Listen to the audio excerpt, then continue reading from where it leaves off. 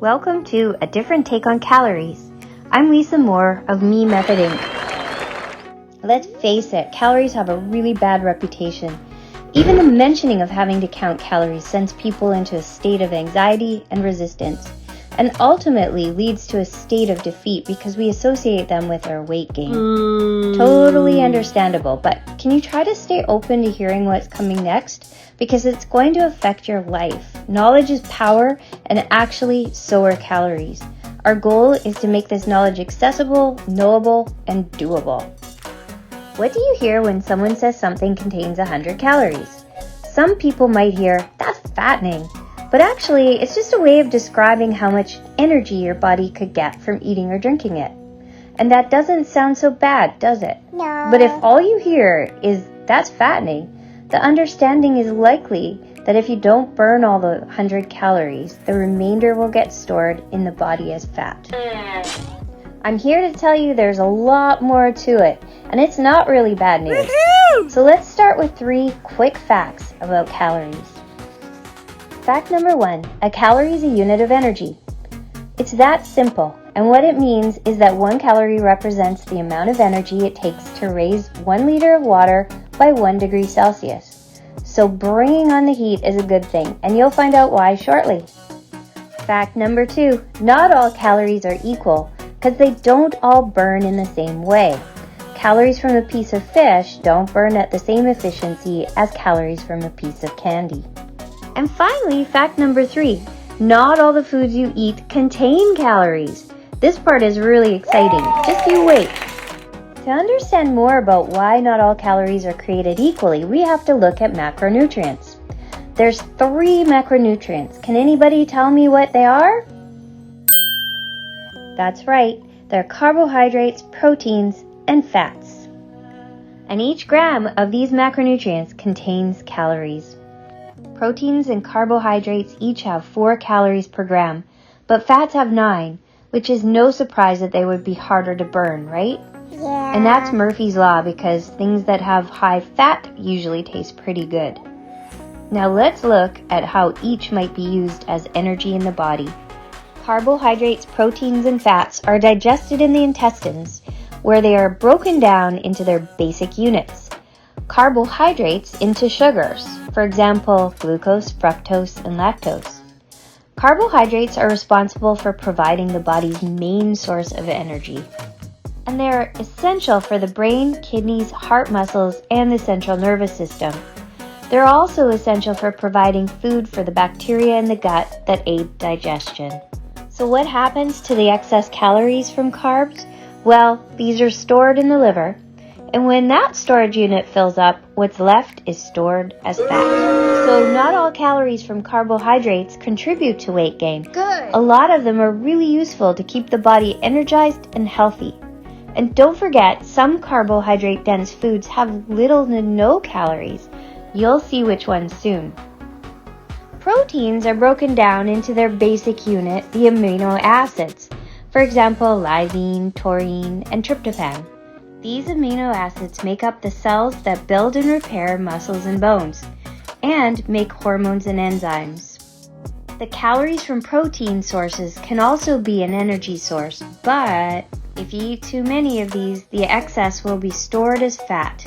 So too much meat or protein powder shakes can contribute to excess body fat, among other problems. Now let's talk about those fats. Fats have an even worse rep than calories, but let's try to remember that everything has a purpose. Fats are actually really important for overall health. They break down into fatty acids and glycerol. If glucose isn't available for energy, the body uses fatty acids to fuel the cells instead. Omega-3 and omega-6 are the essential fatty acids, and these don't store as fat. Really? But the problem is, there's no such food that only contains essential fatty acids. Fatty acids have many important functions in the body, including energy storage.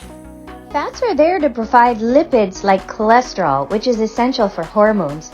Basically, hormones are messengers that tell different body functions when they are needed and what they should do. And cholesterol is like the little boats that take these hormones through the bloodstream to where they need to go to deliver their messages. We also need fats to help the body absorb fat-soluble vitamins, which are A, D, E, and K. These are important for things like the immune system, blood clotting, and skin, hair, and nail development. Having said all this, we still need to remember that excess protein and carb calories are stored as fat, so maybe watch your intake because these add up quickly. Keeping track of your macronutrients intake is so important. You want to go through those stores first before you add more with really fatty foods. As you can see, the body uses these basic units to build the substances it needs for growth, maintenance, and activity. You can see that carbohydrates are primarily used to give us energy, and the proteins and fats have other important work to prioritize. Taking energy from them is going to hurt your body's overall performance in the long term. Therefore, properly balancing these three macronutrients is essential for both energy and health. Now, this is what you all have been waiting to hear all your lives. Which macronutrient burns more calories? The body can only do two things with the energy and calories: burn or store. According to the law of thermodynamics, energy cannot be destroyed. It can only be transformed from one form to another. The energy in food is transformed into different types of energy in the body, such as kinetic, which is movement, heat energy, sound energy, and electrical energy. Heat energy is what we need to focus on for this next exciting tidbit.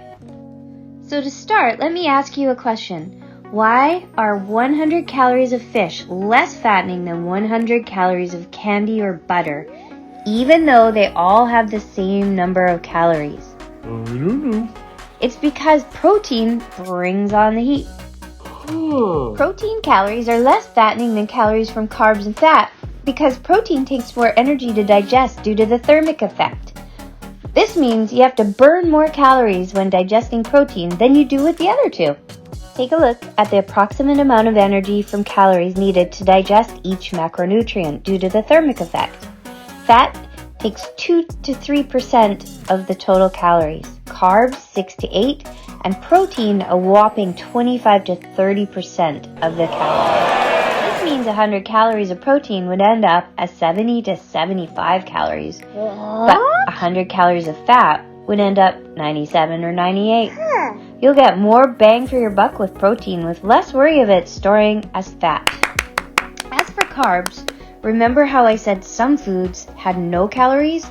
Are you surprised to know I mean some carbs? Really? Sorry, but I'm not talking about the sugary ones. I'm actually talking about whole foods, like fruits and vegetables. This is due to a little thing called insoluble fiber. Insoluble fiber miraculously contains no calories, and this is because it's impossible to digest. You have to digest the food to get the calories, so no digestion equals no calories. Some foods that are high in insoluble fiber are mushrooms, celery, and cabbage. Some that are kind of half and half are plums, apples, and spinach. It's not exactly that they have no calories, but they have very low calories because of their fiber. Wow, you just absorbed a lot of information. Would it help to see it in practice? Well, come join us for our next video then, where we learn to balance macronutrients using pizza. That's right, you can do it with your favorite food. The Me method is all about finding your body's way to achieving optimal health. Thanks so much for watching.